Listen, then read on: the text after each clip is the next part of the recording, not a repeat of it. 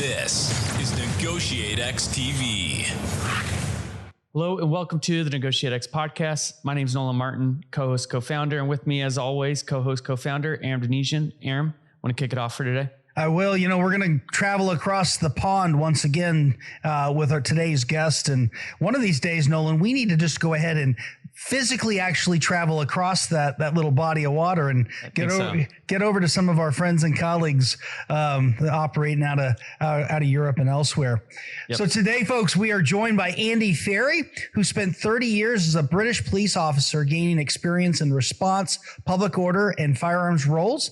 A hostage crisis negotiator for 12 years, Andy deployed to over 115 incidents where listening skills were essential to saving lives, some involving kidnappings in foreign countries and ransomware extortion incidents. Later, he was also involved in the selection, training, and mentoring of other police negotiators. Andy was a pioneer in using negotiator tactics to liaise with protest groups in Scotland, significantly reducing the impact protests had on the local community and police resources. Committed to lifelong learning, Andy was sponsored by the police to obtain an MBA, and since retiring has qualified as a cognitive behavioral therapist.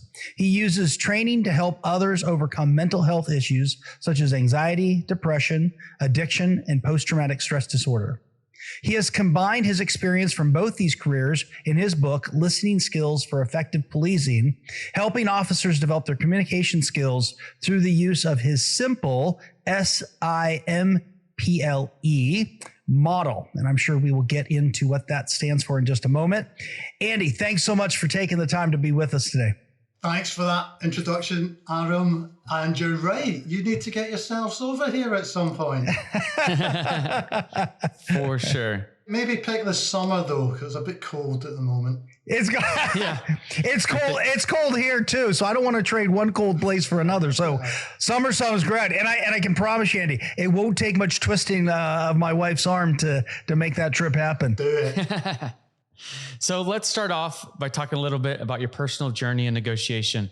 When did you begin to see yourself as a negotiator, and have there been any key developments along the way? So my interest in communication was sparked when I was a newly promoted sergeant.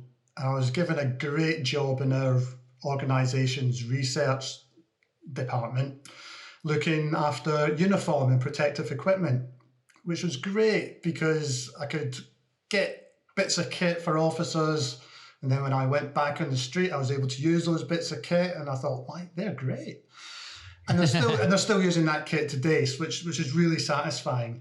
But I was very aware that equipment will only get you so far. And really, you kind of want to be in a position where you don't have to use any equipment at all to secure some cooperation with people.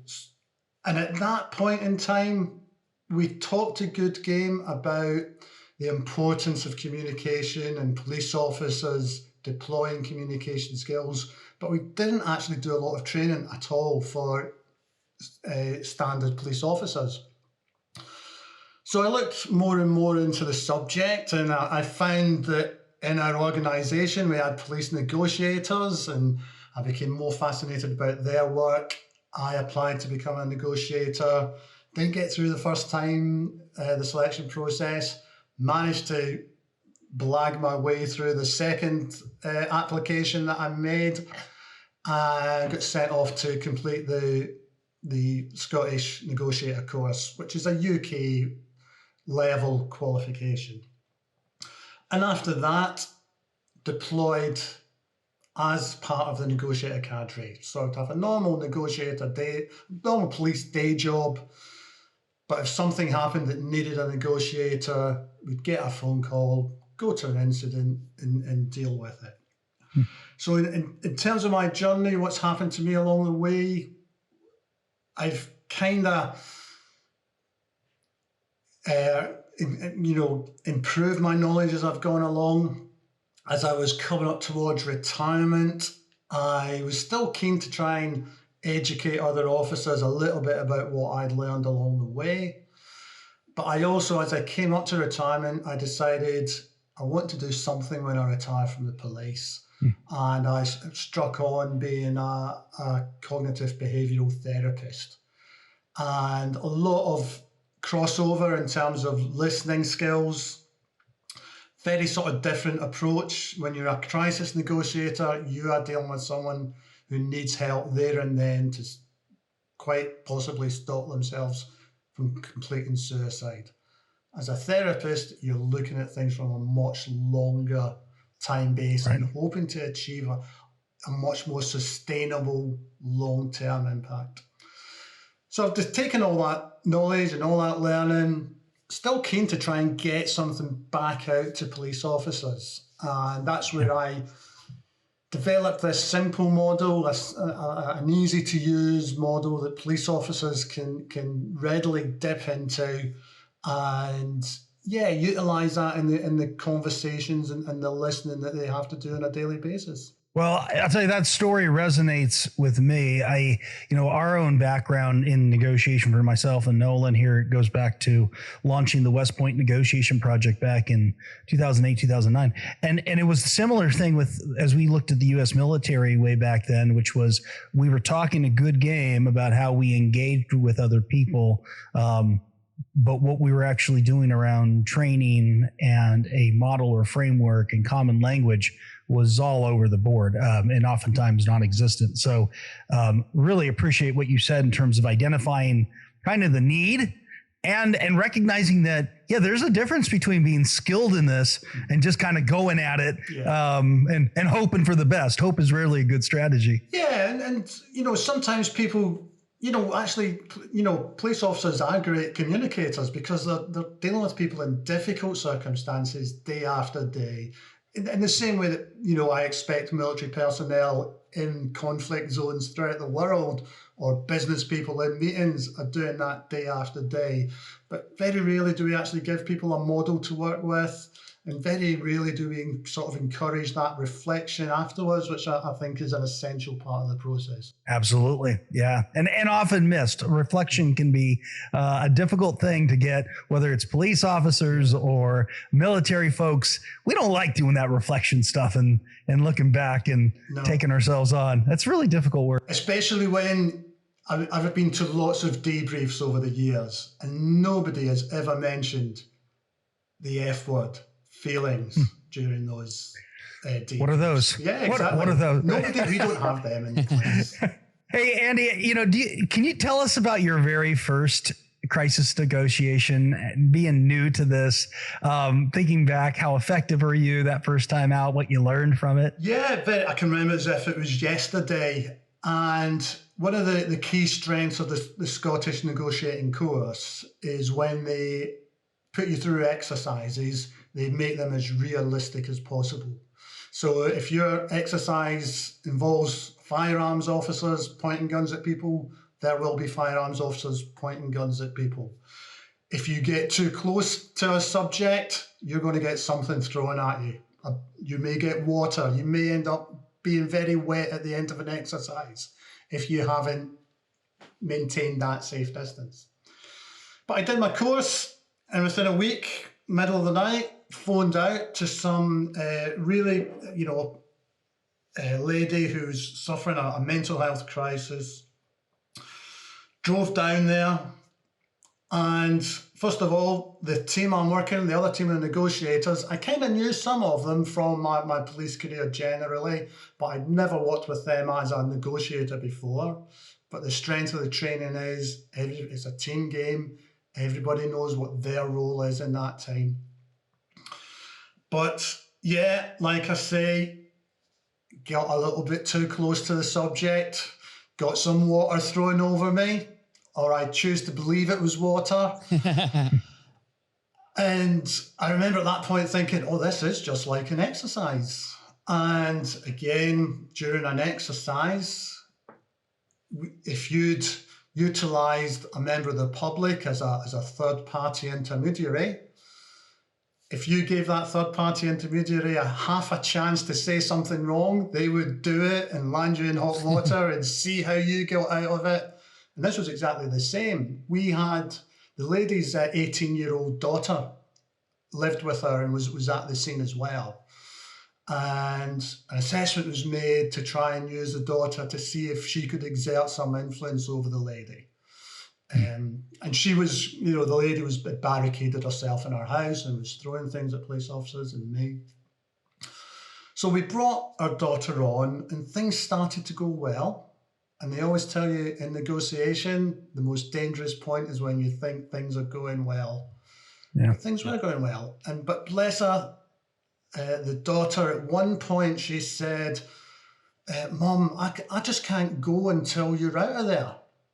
Now, I knew what the daughter meant. The daughter meant that she loved her mom and she cared for her mom so much, she couldn't possibly leave until she knew her mom was safe.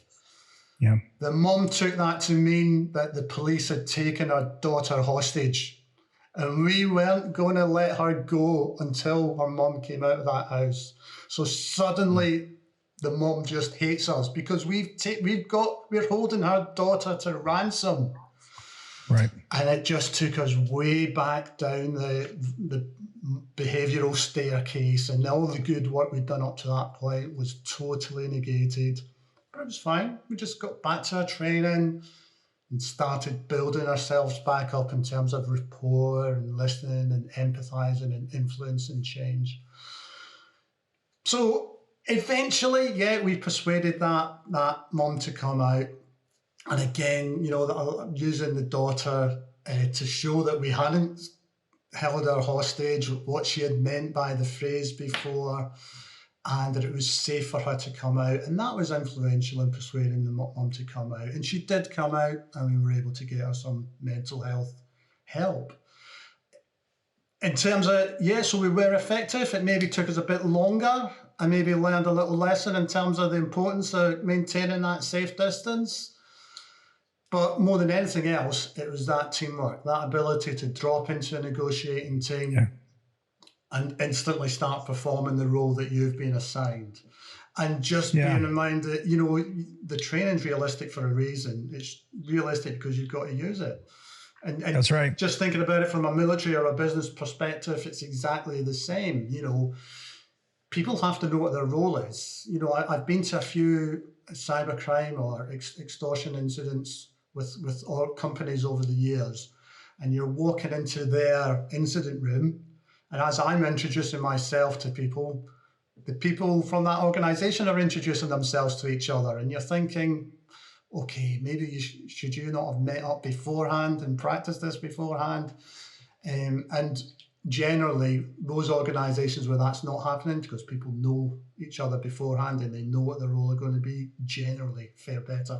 I love the reliance on quality training. You said realistic training, the importance, how it, sets you up for success, brand new, to a very uncomfortable situation. And then when things went backwards, to come back and rely on the training, also the ability to bring in folks who haven't worked together to be a team, but you all have your common data point is that training.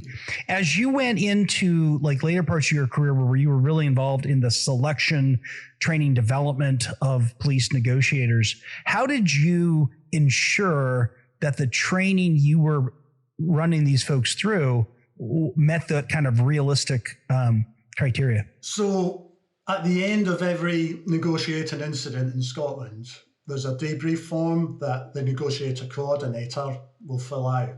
And at the bottom of that form, there is a box that says, is this suitable for an exercise? And if you tick that box, yes, there's a good chance you'll get a phone call and be told, write up an exercise about that incident.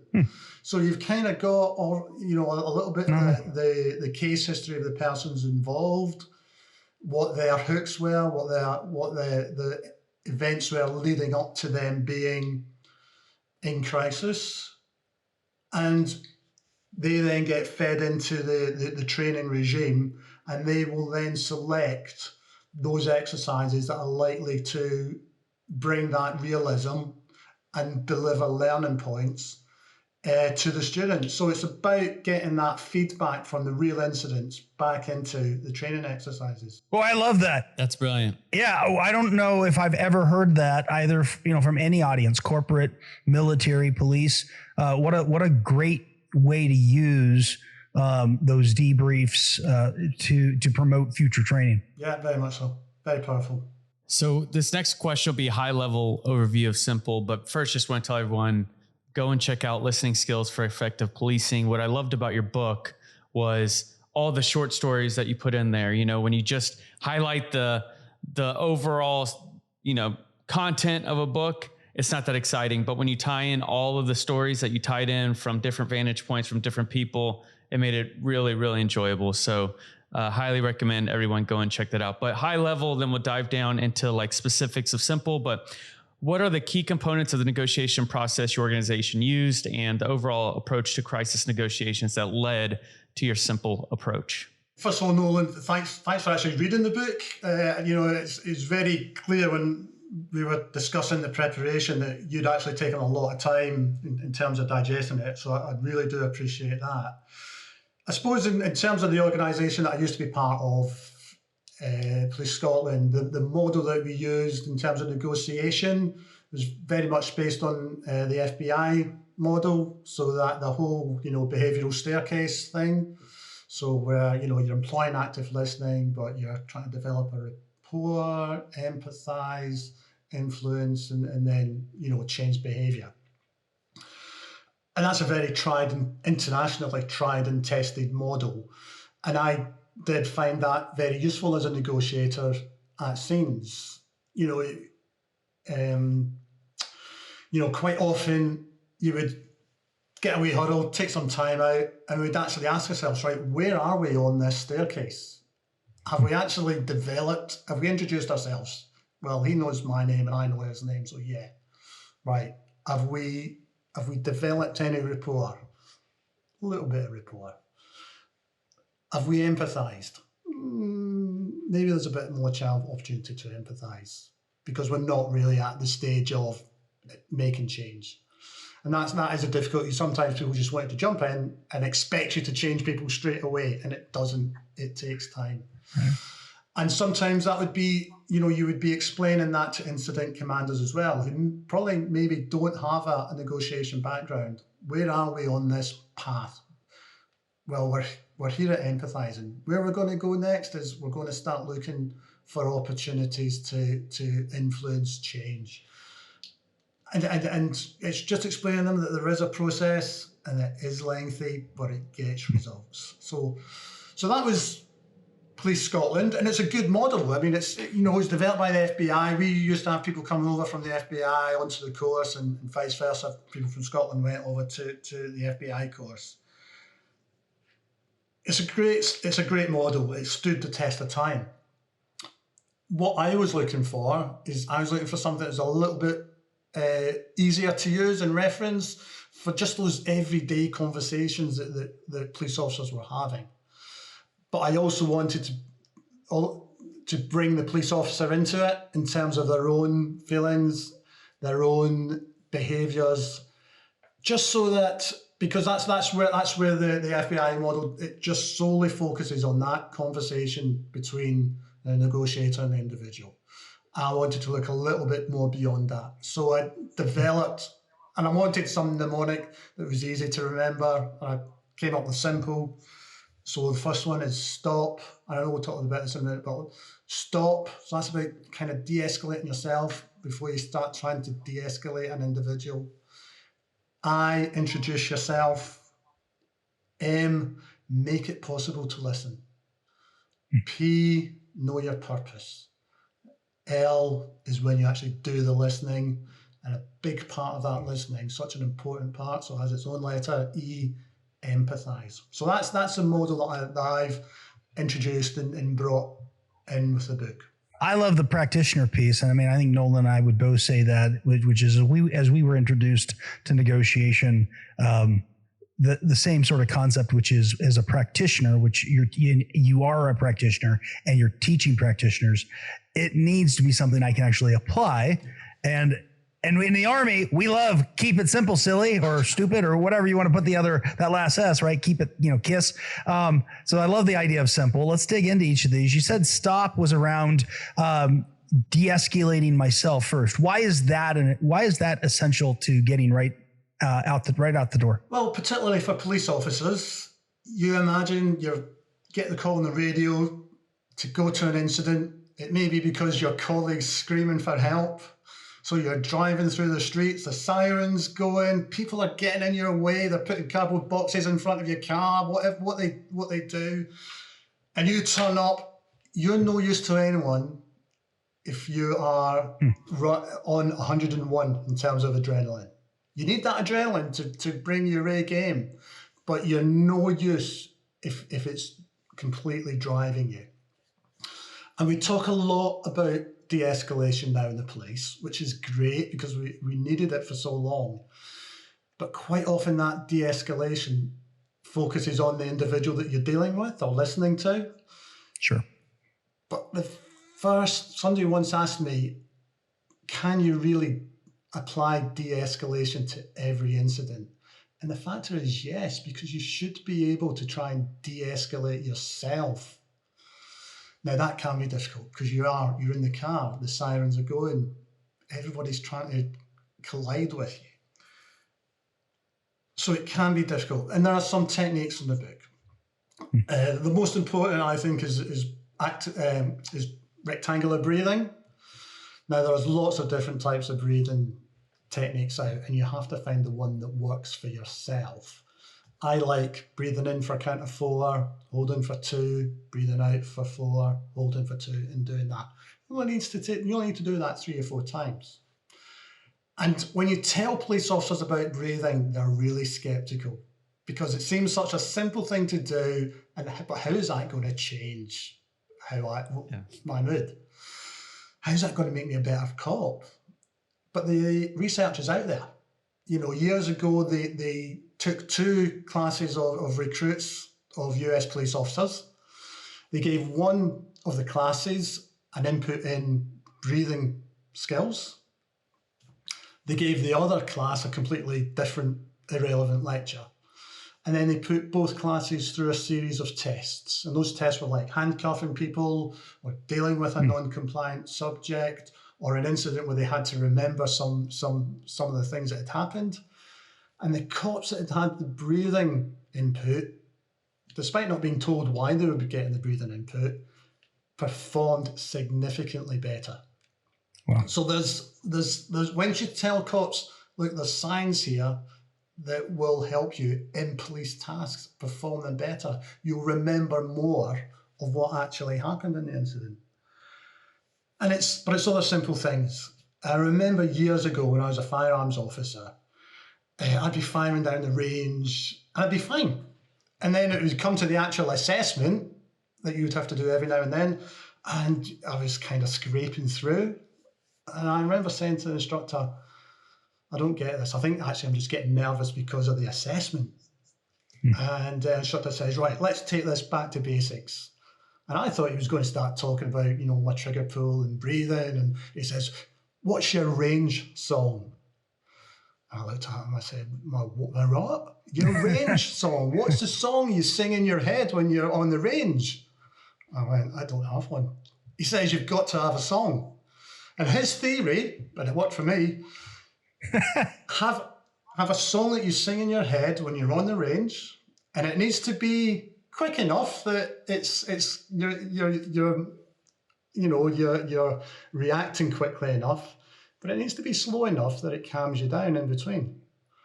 What's your song? Well, I'm just looking. I'm trying to gauge ages. I don't know if I hope you remember this song, this TV series, The Dukes of Hazzard. Yeah. Well, it was a theme tune for me. I settled on a theme tune from that. So it's a nice song. Just the good old boys, bang, bang, and it worked. It worked great. And so there's 2 reasons it works. First of all, it calms you down, but also there's a psychological thing going on there. It's very difficult to become anxious about what's going to happen next, or what happens if I fail this, or I'm going to look an idiot if I don't make this shoot. If you're singing a song in your head, and all the real other stuff, the muscle memory stuff of drawing your weapon and finding your aim and pulling the trigger, that's muscle memory. That will come to you. That whole playing a tune in your head brings you right into the moment and it grounds you. I remember I spoke to a negotiator about this. I had to mention this, and he talked about his call-out CD. back when cars had CD players. When he was going to an incident, he would put his call-out CD in, and it was relaxing, classical, slow music, and it just meant that when he arrived, he was calm. Now, it then moves on to the second part, because you need to then maybe try and de-escalate someone else. And there's stuff in the book about that. I think one of the most powerful is actually labeling emotions. So, if I say, Aram, I can see how excited you are about this podcast. Well, suddenly, if Aram is excited about the podcast, he feels validated because someone's noticed I'm really excited about this. It doesn't necessarily mean that you agree with them or you agree with them if they're being angry or something like that, but you've recognized something is important to someone, and just telling someone that is very powerful. Thank you for sharing all that. I know that the next area is introduce yourself. And why is this powerful in a negotiation, Andy? When you go to a restaurant and you sit down, the waiter tells you their name. You don't need to know their name. Why are they doing that? And again, the research is that if they tell you their name, chances are you're going to give them a bigger tip. That's what the evidence shows. Likewise, you think about a company like Amazon. Now, they know quite a bit about making money. But when they introduce their smart speaker, you don't say, hey, smart speaker, play a tune. You call it Alexa. Yeah. And it has a nice human voice. And that's what's at the heart of it. People like dealing with other humans, and humans come with names.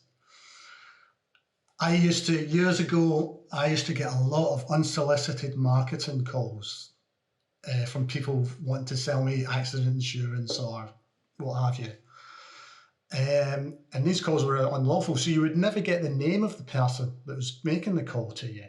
In fact, even legitimate utility companies, if you were phoning up a call center, quite often the workers were told never to tell you their name.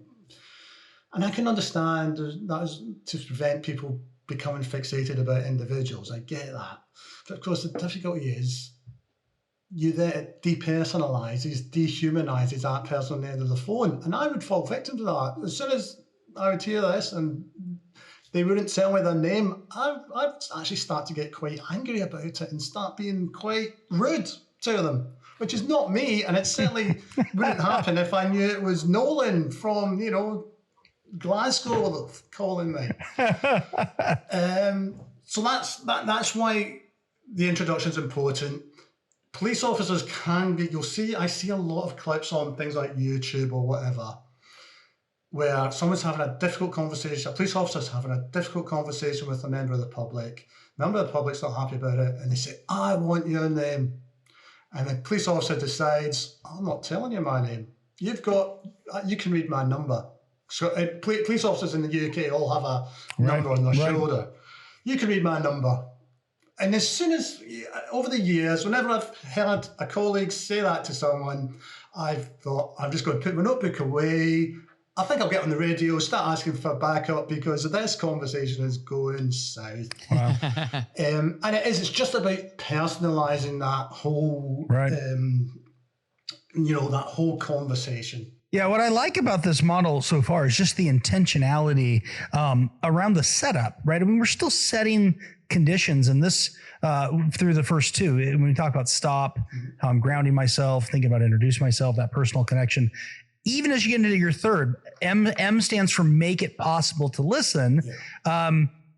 What do you mean by that? Yeah, and I just want to add something about the whole introduce yourself as well. Yeah. Chances are you're not going to forget your name. It gets you in that conversational door. Hope not. Yeah. Right. Yeah. It's a good start. And there's no secrets. It's out there in the public domain. The FBI or the Scottish Police negotiating will teach the negotiators opening line. Hi, I'm Andy. I'm here to help you. So it just gets you talking. But to go on, make it possible to listen. And sometimes there are environmental factors. I've seen police officers standing in the pouring rain trying to listen to people when there might be a bus shelter, across the other side of the road. Well, go over the other side of the road, get us both in there and start talking. There may be noise. People might be worried because they're being overheard. So it's about setting the environmental factors, first of all, but it's about thinking about the psychological factors that are going to stop people from speaking to you or make them worried about if you are listening to them. And, there's a great model out there. People talk about conditions of therapy. And for therapy to be effective, the therapist has to be, again, another mnemonic, accepting, A, genuine, G, and empathize, E. So that gives you the mnemonic age. Now, what do we mean by accepting? And the fact is that it's about not judging people and not looking down on them or making decisions about their values, particularly if they don't align with your values. And it's not necessarily agreeing with people. It's about accepting that people are entitled to make different choices in life. They will live with the consequences of those choices. They are entitled to make them. You might not agree with them, but you can accept that those people are going to make those decisions. Being genuine. Now, there's two aspects to this. First of all, it's about, I feel it's about honesty. Don't be getting caught in a lie. People don't want to deal with dishonest people. That's an essential or a basic business principle. But it's also, does what you do match up with what you say? Your call's important to us. How often do you hear that when you call a call centre and you're on hold? Do you feel it's important? Because if it was that important, you'd employ enough people to answer the phone. and organisations, I think, instead of saying your call's important to us, why not just say, we're really busy. Sorry you're having to hold on there. We'll get to you as soon as we can. Yeah. That's about genuineness, matching up what you say with what you do. But it's also important if you observe that in someone else. So someone might tell you, I really want to come out of this stronghold.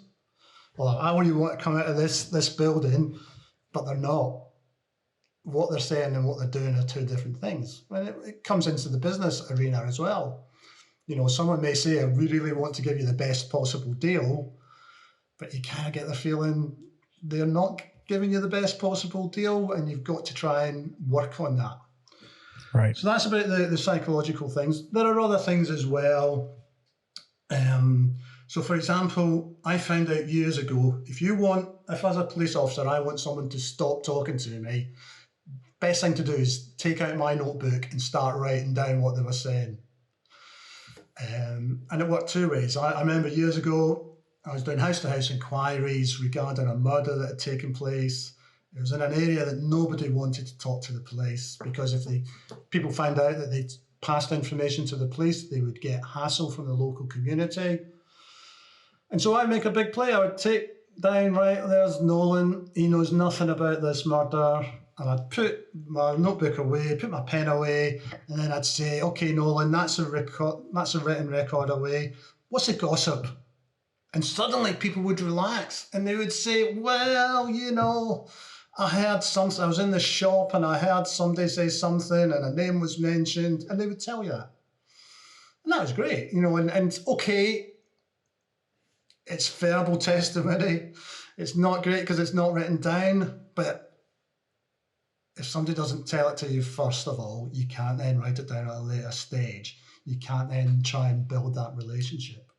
So it's just about overcoming those mental barriers that are going to stop people communicating. Yeah, and at the essence of what I heard you describing there feels like it's the establishment of some tactical trust. And I feel like trust, especially again when you're talking to maybe it's a senior corporate exec, but it could be a senior military officer, police officer too. Trust gets, oh, that's so intangible. How do you know when you have it? But what I feel like you're describing, and I guess correct me, with your own thoughts here. There's actually tangible value when we create the conditions and we can operate in an environment where at least we have tactical trust in this moment with what we're trying to do. Yeah, I often think, it's kind of outside the negotiating field, but I also often think there's a financial cost actually to mistrust, because someone in the organization doesn't trust me to do my job properly, so they employ someone to check what I've done. So there's a cost to that. And then there's probably a lot more in me. So they have to employ a lot of people to check all the people to make sure, because they don't have that trust. And it's a fragile thing. It's difficult to define. It comes, I think trust a lot of the time, it does come to that genuineness. It's that, do you act in the way that you speak? Are you, if you're going to get yourself in a position of dishonesty, it's going to really knacker any sort of trust that builds up. That's why if you can build a bit of trust and point out, where along your journey, I've done, we haven't broken down your door. We haven't tried to come in. We're standing here talking to you. These are small things that we've done to try and build up a bit of trust. You might not actually say that, but you would be pointing out these actions in the hope that someone would realize, I can't trust these people. They haven't, they haven't tried to break the door in. They're not trying to rush me. They're not trying to grab me. They're doing what they're saying they're doing, and build up the trust in that way. Well, I'm taking notes over here. And I think on the AGE acronym, we got through accepting and genuine what was the E? Yeah, E is empathize, and I'll kind of speak about that at the end of the model. But empathizing, it is just letting people know that they've been heard and they've been seen, and those things that are important to them, you've taken notice of. And that's, again, that's just helping and building up that trust, because actually, you know what? This person's listening to me. That's powerful. I know that I need to get better at empathize. I say this in many of our shows. So empathy in general is a weakness of mine, but at least I know it, I think. Hey everyone, Nolan here. I have to jump in, and in today's podcast for part A of this show, be sure to rate, review, and subscribe to the NEGOTIATEx podcast if you haven't already. And also join us next week for part B of this awesome interview. Hey, thanks for checking out this video on NEGOTIATEx TV. If you found any value at all, please hit the subscribe button, hit the notification icon if you want to be notified of future videos. And then we also have a couple videos over here that you might be interested in checking out. If you and your small business, your team are looking to get negotiations or leadership training, then you can head over to negotiatex.com and learn more about the coaching services we offer. Thanks, and I'll see you over the next video.